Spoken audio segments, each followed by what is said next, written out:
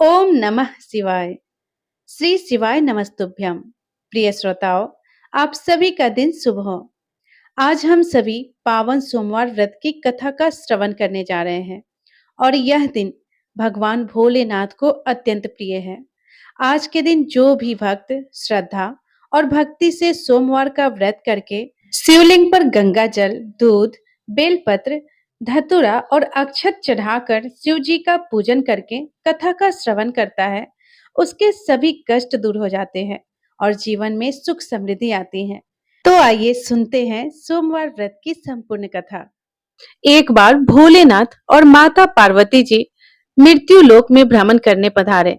दोनों विदर्भ देश में अमरावती नाम की सुंदर नगरी में जा पहुंचे। यह नगरी सभी प्रकार के सुखों से भरपूर थी। वहां बहुत सुंदर सुंदर शिव जी के मंदिर भी थे। भगवान शंकर देवी पार्वती जी के साथ उन्हीं में से एक मंदिर में निवास करने लगे। एक दिन माता पार्वती ने भोलेनाथ के साथ चौसर खेलने की इच्छा प्रकट की। भगवान शिव ने उनकी बात सुन ली और वे दोनों चौसर खेलने लगे। तभी मंदिर का पुजारी पूजा करने आया। माता पार्वती ने पुजारी से पूछा, पुजारी जी बताओ, हम में से कौन जीतेगा? पुजारी जी ने कहा, महादेव ही जीतेंगे। थोड़ी ही देर बाद खेल समाप्त हुआ तो विजय देवी पार्वती जी की हुई। माता पार्वती ने पुजारी जी से पूछा, बताओ पुजारी जी, हम में से विजय किसकी हुई? तब पुजारी जी महादेव को ही विजय होने की बात बताई। यह सुनकर देवी पार्वती जी को पुजारी जी पर क्रोध आ गया और उन्हें कोढ़ी होने का श्राप दे दिया। कोढ़ से ग्रस्त पुजारी बहुत दुखी रहने लगे। एक दिन देवलोक की अप्सरा भगवान शिव की पूजा करने के लिए उस शिव मंदिर में आई। पुजारी जी के कोढ़ की अवस्था देखकर दया भाव से पूछताछ करने लगी। तब पुजारी जी ने सारी बात अप्सरा को बता दी। उनमें से एक अप्सरा बोली, आप सभी व्रतों में श्रेष्ठ 16 सोमवार के व्रत करो, इससे शिव जी प्रसन्न होंगे और वे तुम्हारे कष्ट अवश्य दूर करेंगे। पुजारी जी ने इस व्रत की विधि पूछी। तब अप्सराओं ने बताया, सोमवार के दिन व्रत रखो, स्वच्छ वस्त्र धारण करो, संध्या और उपासना के बाद आधा किलो गेहूं का आटा लेकर इसके 3 भाग करो। घी, गुड़, दीप, नैवेद्य, पुंगी, फल, बेलपत्र, जनेऊ, चंदन, अक्षत और पुष्प आदि से प्रदोष काल में भगवान शंकर का पूजन करो।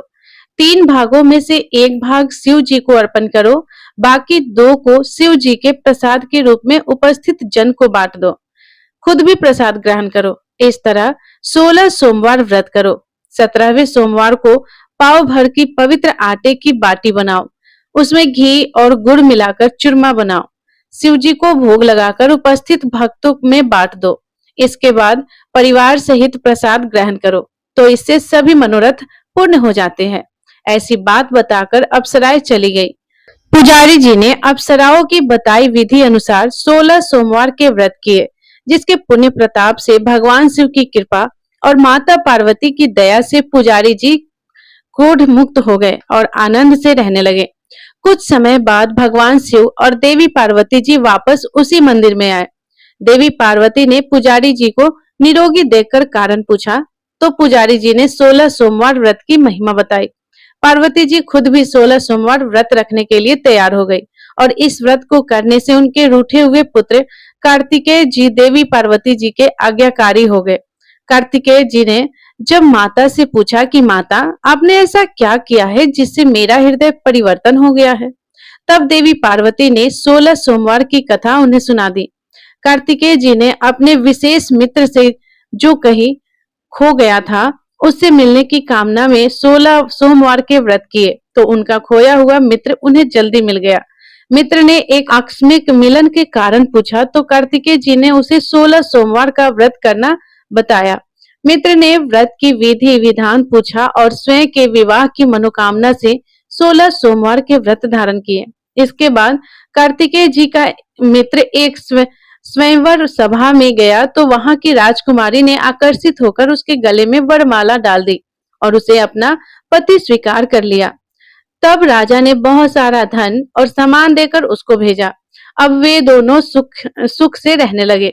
जब 16 सोमवार के व्रत का उसकी पत्नी को पता लगा, तो उसने पुत्र प्राप्ति की कामना से 16 सोमवार के व्रत किए। उसके कुछ समय बाद एक अति सुंदर, सुशील और बुद्धिमान पुत्र प्राप्त हुआ। जब वह बड़ा हुआ तो उसने अपनी माँ से 16 सोमवार व्रत की कथा सुनी। तब उसने भी राज्याधिकार प्राप्त करने के लिए 16 सोमवार के व्रत शुरू कर दिए। एक राजा को अपनी कन्या के लिए योग्य पुरुष की खोज थी। राजा ने अपनी कन्या का विवाह उस सर्वगुण संपन्न पुरुष से करा दिया। राजा के कोई पुत्र नहीं था, तो उसने अपने दामाद की योग्यता देखकर उसे राजा बना दिया। राजा बनने के बाद भी वह 16 सोमवार के व्रत करता।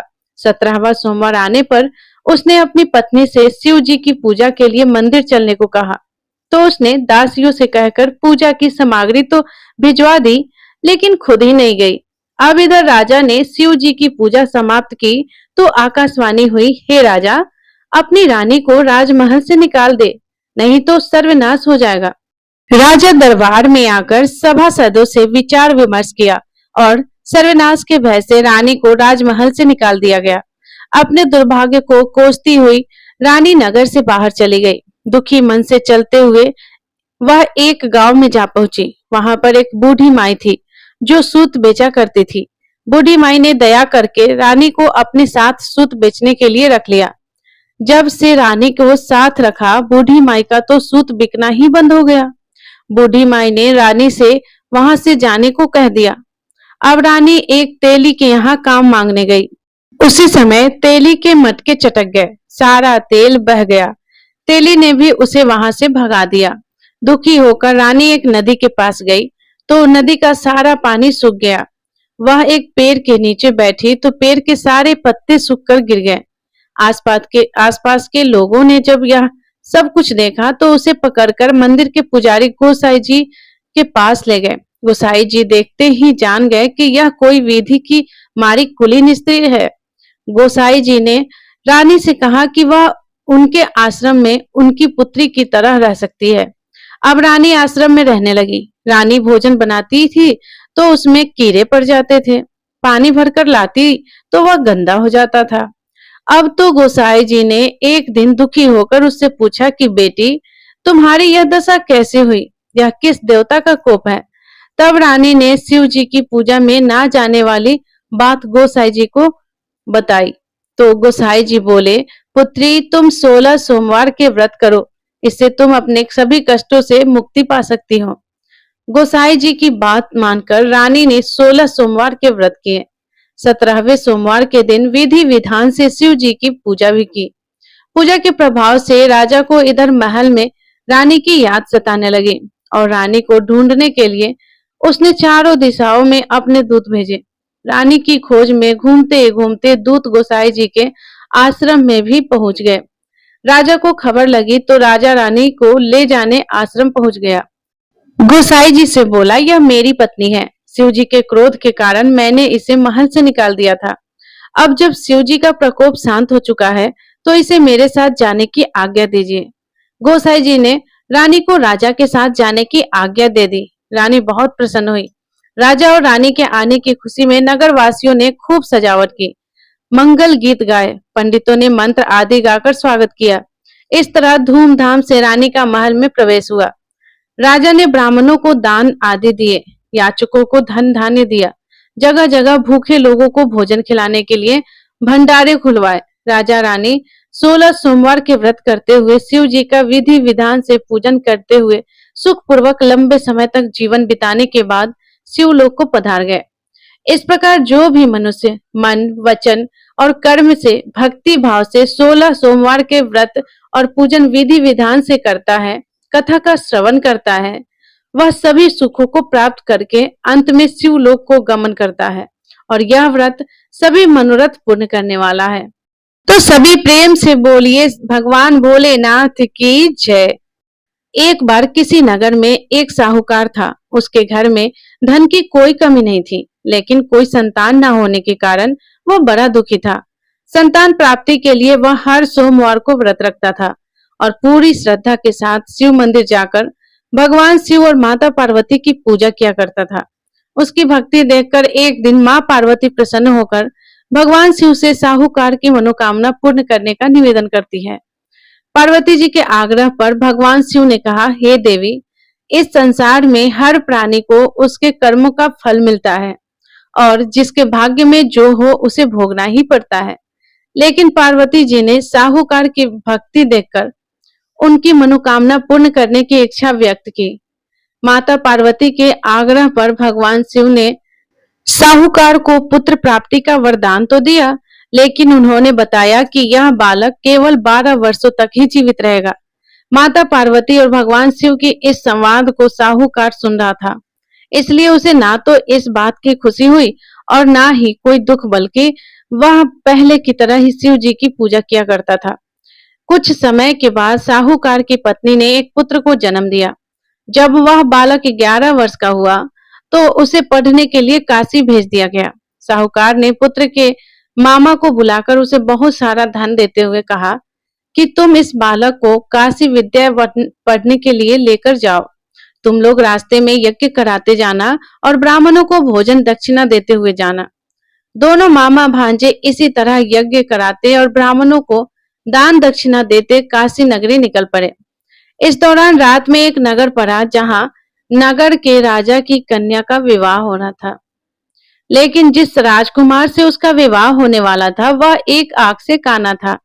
राजकुमार के पिता ने अपने पुत्र के काना होने की बात को छुपाने के लिए सोचा कि क्यों ना उस साहूकार के पुत्र को दूल्हा बनाकर राजकुमारी से विवाह करा दो और विवाह के बाद इसको धन देकर विदा कर दूंगा और राजकुमारी को अपने नगर ले जाऊंगा। लड़के को दूल्हे के वस्त्र पहनाकर राजकुमारी से विवाह करा दिया। साहूकार का पुत्र ईमानदार था, उसे यह बात सही नहीं लगी, इसलिए उसने अवसर पाकर राजकुमारी के दुपट्टे पर लिख दिया कि तुम्हारा विवाह तो मेरे साथ हुआ है, लेकिन जिस राजकुमार के संग तुम्हें भेजा जाएगा वह एक आंख से काना है। मैं तो काशी विद्या पढ़ने जा रहा हूँ। जब राजकुमारी ने चुनरी पर लिखी बातें पढ़ी तो उसने अपने माता पिता को यह बात बताई। राजा ने अपनी पुत्री को विदा नहीं किया, फिर बारात वापस चली गई। दूसरी ओर साहूकार का पुत्र और उसका मामा काशी पहुंचे और वहां जाकर उन्होंने यज्ञ किया। जिस दिन साहूकार का पुत्र 12 वर्ष का हुआ उसी दिन यज्ञ का आयोजन भी था। लड़के ने अपने मामा से कहा कि मेरी तबीयत कुछ ठीक नहीं है। मामा ने कहा कि तुम अंदर जाकर आराम कर लो। भगवान शिव के वरदान अनुसार कुछ ही देर में उस बालक के प्राण निकल गए। मृत भांजे को देखकर उसके मामा ने विलाप करना शुरू कर दिया। संयोगवश उसी समय भगवान शिव और माता पार्वती उधर से जा रहे थे। पार्वती जी ने भोलेनाथ से कहा, स्वामी, मुझे इसके रोने का स्वर सहन नहीं हो रहा है। आप कृपया इस व्यक्ति के कष्ट को अवश्य दूर कीजिए। जब भगवान शिव मृत बालक के समीप गए तो वह बोले कि यह उसी साहूकार का पुत्र है जिसे मैंने 12 वर्षों की आयु का वरदान दिया था। अब आज इसकी आयु पूरी हो चुकी है। लेकिन मातृभाव से विभोर माता पार्वती जी कहने लगी, हे महादेव, आप इस बालक को और आयु देने की कृपा करें, नहीं तो इसके वियोग में इसके माता पिता भी तड़प तड़प कर मर जाएंगे। माता पार्वती के पुनः आग्रह पर भगवान शिव ने उस लड़के को जीवित होने का वरदान दिया। शिव जी की कृपा से वह लड़का जीवित हो गया। शिक्षा पूरी करके लड़का मामा के साथ अपने नगर की ओर वापस चल पड़ा। दोनों चलते हुए उसी नगर में पहुंचे जहां उसका विवाह हुआ था। उस नगर में भी उन्होंने यज्ञ का आयोजन किया। उस लड़के के ससुर ने उसे पहचान लिया और महल में ले जाकर उसकी खूब आओ भगत की और अपनी पुत्री को धूमधाम से विदा कर दिया। इधर साहूकार और उसकी पत्नी भूखे प्यासे रहकर अपने बेटे की प्रतीक्षा कर रही थी। उन्होंने प्रण कर रखा था कि अगर उन्हें अपने बेटे की मृत्यु का समाचार मिला तो वह भी प्राण त्याग देंगे। परंतु अपने बेटे के जीवित होने का समाचार पाकर वे बेहद प्रसन्न हुए। उसी रात भगवान शिव ने साहूकार के स्वप्न में आकर कहा, हे श्रेष्ठी, मैंने तेरे सोमवार के व्रत करने और व्रत कथा सुनने से प्रसन्न होकर तेरे पुत्र को लंबी आयु प्रदान की है। इसी प्रकार जो कोई सोमवार व्रत करता है या कथा सुनता है या पढ़ता है उसके सभी दुख दूर होते हैं। सभी प्रेम से बोलिए, बोले शंकर भगवान की जय, माता पार्वती की जय। ओम जय शिव ओमकारा, प्रभु हरि शिव ओमकारा, ब्रह्मा विष्णु सदाशिव, ब्रह्मा विष्णु सदाशिव अर्धांगी धारा। ओम जय शिव ओंकारा। एकानन चतुरानन पंचानन राजे, स्वामी पंचानन राजे।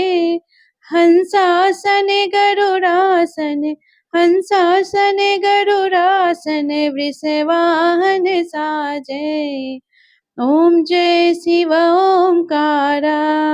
दो भुज चार चतुर्भुज, दस भुज अति सोहे, स्वामी दस भुज अति सोहे। तीनों रूप निरखता, तीनों रूप निरखता त्रिभुवन जन मोहे। ओम जय शिव ओंकारा। अक्षमाला वनमाला मुंडमाला धारी, मैया मुंडमाला धारी। त्रिपुरारी कंसारी करमाला धारी। ओम जय शिव ओंकारा। श्वेतांबर पीतांबर बाघांबर अंगे, स्वामी बाघांबर अंगे। सनकादिक ब्रह्मादिक, सनकादिक ब्रह्मादिक भूतादिक संगे। ओम जय शिव ओंकारा। कर्माधिक मंडलु चक्र त्रिशूलधारी, स्वामी चक्र त्रिशूलधारी। जगत जग करता जग हरता, जग पालन करता। ओम जय शिव ओंकारा। ब्रह्मा विष्णु सदाशिव जानत अविवेका, स्वामी जानत अविवेका। प्रणवांछर के मध्य ये तीनों एका। ओम जय शिव ओंकारा। त्रिगुण शिव जी की आरती जो कोई नर गावे, स्वामी जो कोई नर गावे। कहत शिवानंद स्वामी, भजत भोले नंद स्वामी, मन वांछित फल पावे। ओम जय शिव ओंकारा। ओम जय शिव ओंकारा। प्रभु हरि शिव ओंकारा। ब्रह्मा विष्णु सदाशिव अर्धांगी धारा। ओम जय शिव ओंकारा। सभी प्रेम से बोलिए भगवान भोलेनाथ की जय, माता पार्वती की जय। तो प्रिय श्रोताओं, यदि ये कथा आपको पसंद आई हो तो वीडियो को लाइक जरूर कीजिएगा।